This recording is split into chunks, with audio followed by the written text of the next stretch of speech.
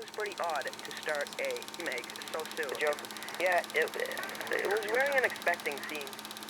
Join me again as I movie review and rate more movies. Do you remember those movies when you were a kid that ignited your imagination and were capable of taking you to these distant lands or places in time? The same movies that filled your mind with magic and mystery. In my opinion, The Land Before Time was one of the purest forms of this when I was a kid. I don't know what it is about this movie, but when I watch it, I'm nostalgia struck. It's the animation. There's something about the fluid and dark animation style, combined with the light music and children's voice acting, that trigger a fuzzy feeling in my brain. It's like I can remember the way I felt during the time I watched it. I can't go back to those exact feelings, because when I was a kid, my perspective made my surroundings feel huge and life was curious. And you know, I've lived 20 years of my life now, and to say the least, I feel like I might have felt everything there is to feel. I know that's crazy, but let's put it into perspective, you know. I felt happy, I felt sad, I felt hungry, hungry a lot of the time. To quote the film Her, if you've seen it, he says, "And from here on out, I'm not going to feel anything new, just lesser forms of things I've already felt." And I think that's really depressing, and it's probably not a good idea to look at it that way. Anyway, The Land Before Time was a 1988 picture directed by Don Bluth and directed by Don Bluth and produced by Steven Spielberg and George Lucas. Those guys had their hands in everything in the 80s. In a nutshell, it follows the story of 5 baby dinosaurs after being split from their family, on their search for the Great Valley in an attempt to reunite with them. There's Littlefoot the Brontosaurus, Sarah the arrogant Triceratops, Spike the sloth of a Stegosaurus, Ducky the Saurolophus, and Petrie the Petrie type. Now, aside from just being a dinosaur issue of National Geographic, The Land Before Time was a beautiful story about friendship and fellowship, and it tackled issues that were very important in society and still are today, like prejudice and perseverance, overcoming obstacles. In my opinion, the star of the film is Ducky. She is easily the cutest character and becomes the light of the story, as she is the only one who really maintains a positive attitude throughout. Of course, you can't dismiss Littlefoot's tragic beginning. His mother dying on a rock as Littlefoot cries out for her to wake up was one of the saddest TV moments in my youth. It's one of the first movies I remember watching that helped me understand the concept of death. I'll be with you, even if you can't see me. Littlefoot is the leader of the group, as he hears his mother guide the group to the Great Valley. After being split from his mom, he struggles to gain the courage or confidence to travel that far. However, with the help from his friends, he is able to save Petrie from lava, provide food and shelter for them, scare away some Stegosaurus, and even kill a T-Rex. With Dwayne "The Rock" Johnson. Then there's this chunky son of a gun. Spike was quite the comic relief in this movie. He's a large Stegosaurus who is cowardly, clumsy, and hungry, all wrapped in one. He's basically me. Regardless of going through the film without talking, he adds the funnies to the rest of the cast. Then there's Petrie. Petrie's a pterodactyl kind of thing who can't seem to figure out flying. His distinct voice was embedded in my brain all these years later. Again, he's another funny, clumsy dinosaur. The last dinosaur is Sarah. And wow, what a negative Nancy. She's one of those snooty, annoying characters who believes everyone is out to get her. Oh, and she's clumsy. Might as well call this movie Clumsy Dinosaurs the Movie, eh? Hey? You know, aside from the characters, the animation was just beautiful. It still holds up today. I mean, a lot of these frames look like paintings. Like the star leaf gathering water at the bottom, or the beautiful hazy backgrounds underneath everything. It even had a really demented, scary scene when the dinosaurs are covered in mud and created a haunting image when I was younger, and I was unable to forget. Oh, that laugh, just listen. Nightmares. Now, as far as I know, there have been 3 or 4 sequels to The Land Before Time. I own some right here. Now, I actually haven't seen any of these movies yet, so it is unfair to judge, but I do have some issues with the trailers alone. Let's watch. Petrie and Spike begin the journey of a lifetime All right, let's go. in the magnificent Great Valley. Where are we?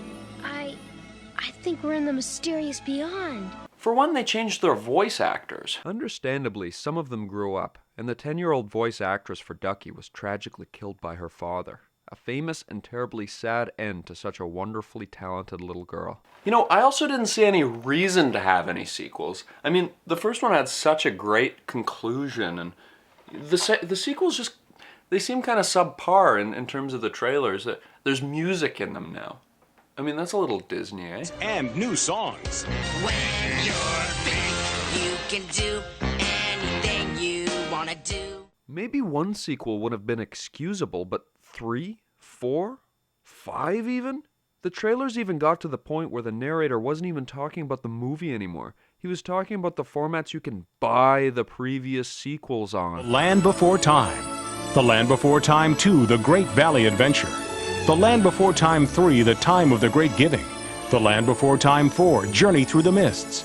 And the newest release, The Land Before Time 5, The Mysterious Island. And don't forget, the Land Before Time Sing-Along Songs video cassette. And it's, you know, these movies aren't really like the Rocky films. I mean, these ones had a reason for a sequel, but these just seem like clear money grabs. Although, I'll be honest, I am happy they kept the same movie trailer voice around for so long. The Land Before Time 2. The Land Before Time 3. The Land Before Time 4. The Land Before Time 5. It's like my teacher kept telling me in elementary school when I kept getting sick days on my assignments.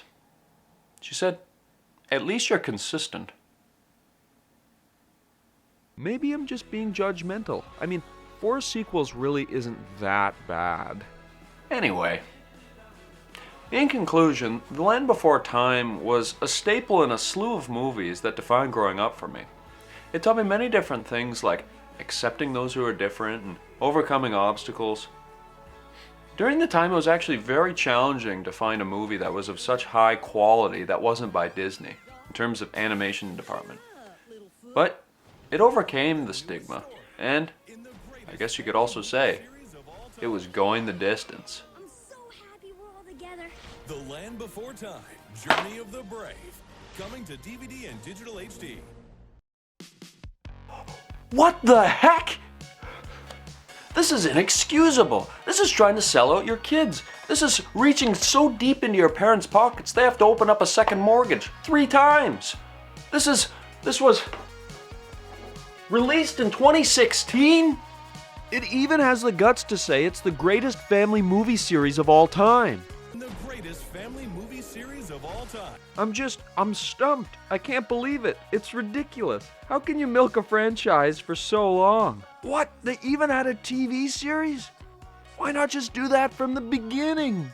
Why did they have to make so many sequels? I mean, I'm happy they kept them all numbered so they know how big of suckers we all are. I mean, I'm not mad, I'm just pissed off. I don't know how they could do it for this long. It's like bringing back The Lion King for that many sequels. Nobody would buy it. I don't know. I know that it introduces kids today of The Land Before Time, but why not just watch the first one again? It's just so disappointing because they took such a timeless classic and mass-produced it. They got greedy. I mean, maybe I'm wrong. Maybe the sequels are so good that they require more sequels.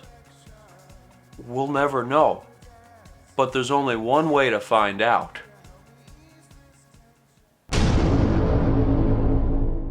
Oh well, I guess we'll never know. It's not uncommon for something like this to happen. I mean, you think about it, it happens in the movie industry all the time. The point is, the first movie will always hold a special place in my heart. It's a time capsule of some happy times. So, thank you, Bob Bluth and Steven Spielberg, even though it's Don Bluth. Thank you, The Land Before Time.